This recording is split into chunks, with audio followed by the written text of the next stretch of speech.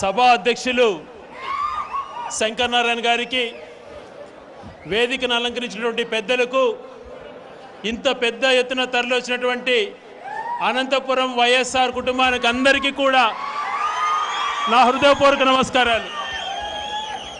RTC బస్సులు పెట్టలేదు, డాక్రా మహిళలను మీకు రుణాలు రావు అని బెదిరించలేదు, అంగన్వాడీ టీచర్లను బెదిరించలేదు, మెప్మా ఉద్యోగులను బెదిరించలేదు, ఉద్యోగ సంఘాల వాళ్ళను రిక్వెస్ట్ చేసుకోలేదు, కోట్లాది రూపాయల ధనం వెచ్చించలేదు.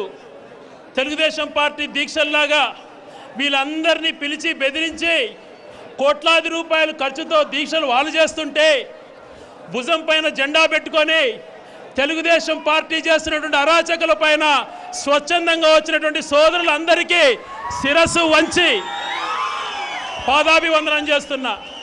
అభిమానంతో వచ్చేదానికి, డబ్బులతో వచ్చేదానికి చాలా తేడా ఉంటుంది. ఉదయం నుంచి సోదరులు ఎంత ఓపికగా వింటున్నారు. చంద్రబాబు నాయుడు గారు చేసినటువంటి మోసాలను అన్నింటినీ కూడా వాళ్ళు ఇక్కడ చెప్పగలిగే వాళ్ళ నోట్ల నుంచి కూడా వస్తున్నాయంటే చంద్రబాబు నాయుడు పైన ఎంత ద్వేషం ఉందో అర్థమవుతుంది. ఆ నయవంచకుణ్ణి మనం ఖచ్చితంగా ఈసారి ఓడించాలి. అనంతపురం జిల్లాను హార్టికల్చర్ హబ్గా చేశానంటాడు. చేసింది దివంగత నేత డాక్టర్ వైఎస్ రాజశేఖర రెడ్డి గారు. హంద్రి నివాస్ శంకుస్థాపనకు వచ్చి 40 టీఎంసీలకు ఎన్టీ రామారావు గారు పెడితే 40 టీఎంసీలు అక్కర్లేదు, రావు, 5 టీఎంసీలు చాలు అని చెప్పి జీవో ఇచ్చినటువంటి వ్యక్తి చంద్రబాబు నాయుడు గారు. రాజశేఖర రెడ్డి గారు అది తప్పు, అనంతపురం జిల్లాలో ప్రతి చెరువును నింపాలా అని చెప్పి హంద్రి నివా ప్రాజెక్టుని ఈరోజు నీళ్ళు వస్తున్నాయంటే కారకుడు డాక్టర్ వైఎస్ రాజశేఖర రెడ్డి గారు. దేశవ్యాప్తంగా వలసలు పోకుండా ప్రతి ఒక్కరికి పనికి డబ్బులు ఇవ్వాలా అని చెప్పి చేసేటువంటి ఎన్ఆర్జీఎస్ ప్రోగ్రాం అనంతపురం జిల్లాలో మన్మోహన్ సింగ్ ద్వారా ప్రారంభోత్సవం చేసింది డాక్టర్ వైఎస్ రాజశేఖర రెడ్డి గారు. మరి ఇలాగా చెప్పుకుంటూ పోతే సాయంత్రం వరకు ఈ జిల్లాకు ఆయన ఏం చేశాడో చెప్పచ్చు. చంద్రబాబు నాయుడు ఏం చేశాడు?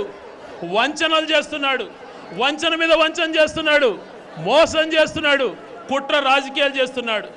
85% ప్రజలు సంతోషంగా ఉండారు అని మాట్లాడాడు చంద్రబాబు నాయుడు గారు.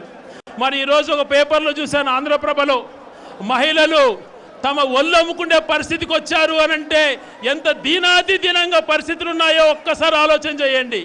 చంద్రబాబు నాయుడు గారి పరిపాలనలో మహిళలను కానీ లేకపోతే రైతాంగాన్ని కానీ వంచేటువంటి వంచకుడు చంద్రబాబు నాయుడు గారు. రాజశేఖర రెడ్డి గారు చెప్పిందే కాకుండా ఒక ఉచిత మాట ఒకటే ఇచ్చాడు.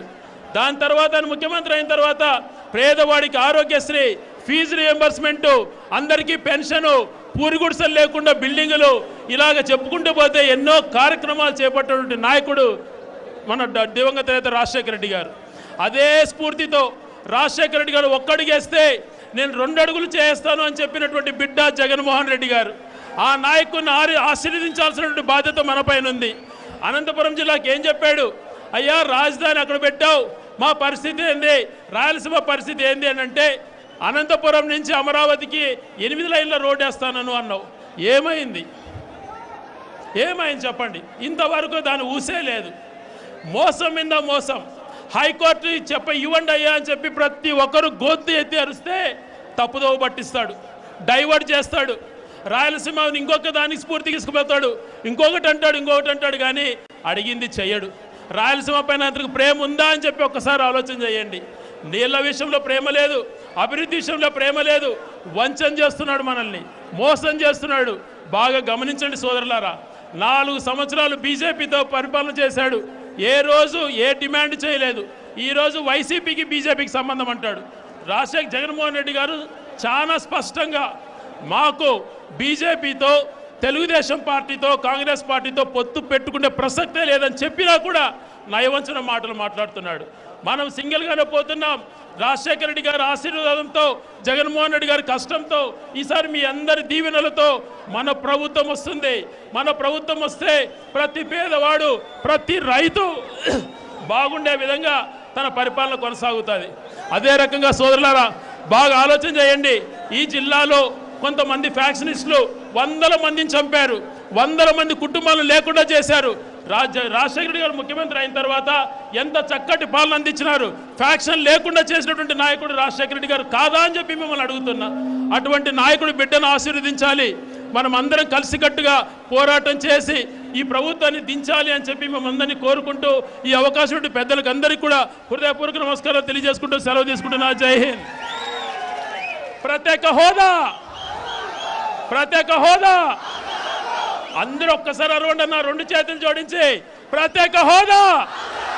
Thank you.